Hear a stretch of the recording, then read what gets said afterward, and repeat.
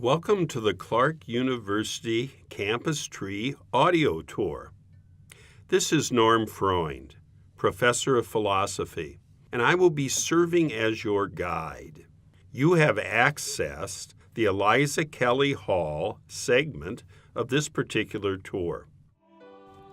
Tree planting is but one of the traditions that originated on this campus in the first half of the 20th century. During that same time period, the traditional song for the university was created.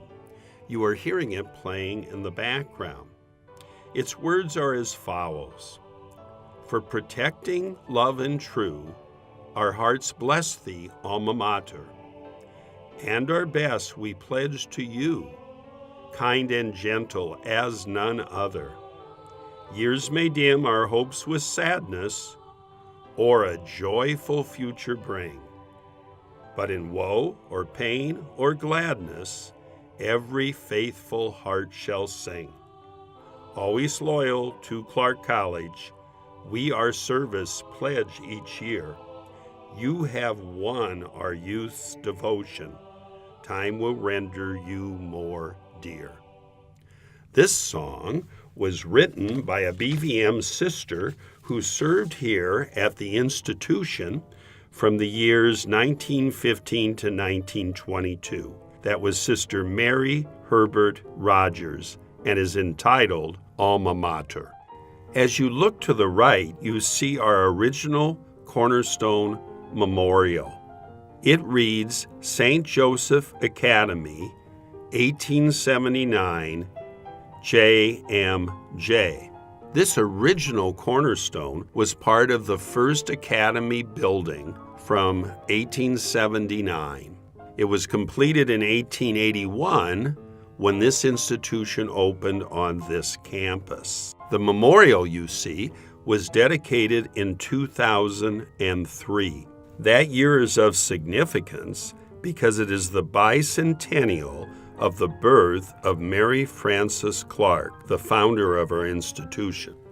While the inscription says St. Joseph Academy, shortly thereafter it was named Mount St. Joseph Academy to distinguish it from the day school the BVM teachers ran on Main Street that was St. Joseph Academy.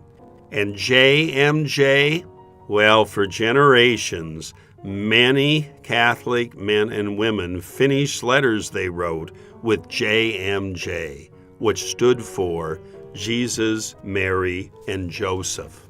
The oldest known surviving campus trees are on this campus, called Conservatory Campus because this building is the Conservatory for Music and Art. It was not renamed to Eliza Kelly Hall until 1952.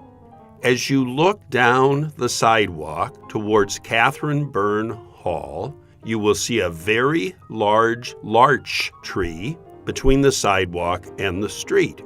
Larches are unusual trees because they are North American conifers, but they lose their needles in the fall and regrow new ones in the spring.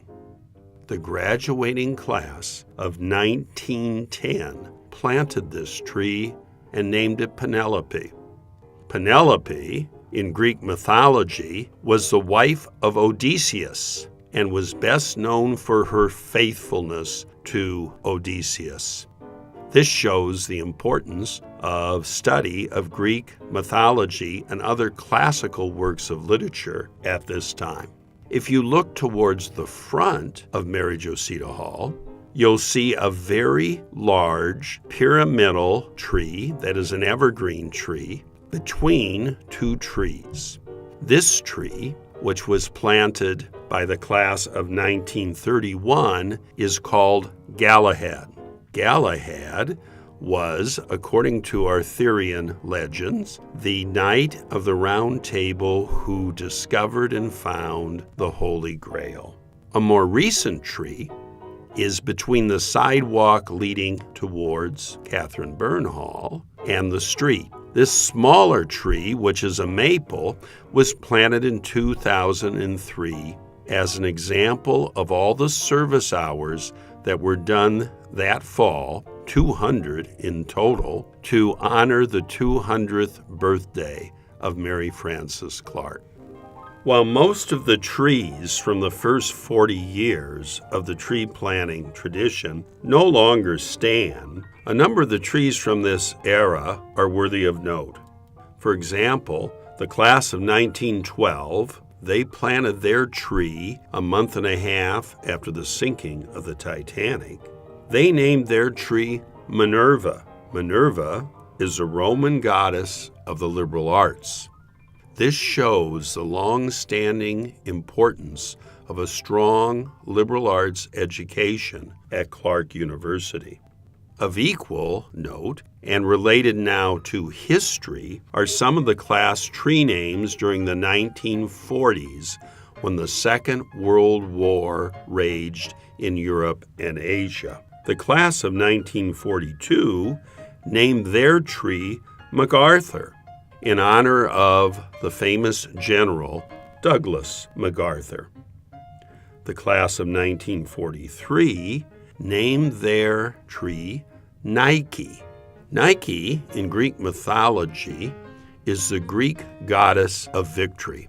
Obviously, this class had hope and optimism for eventual success in the Second World War. And the class of 1945 named their tree Irene, which is Greek for peace. Not all the names were so serious, however. The class of 1944 named their tree Vulcan.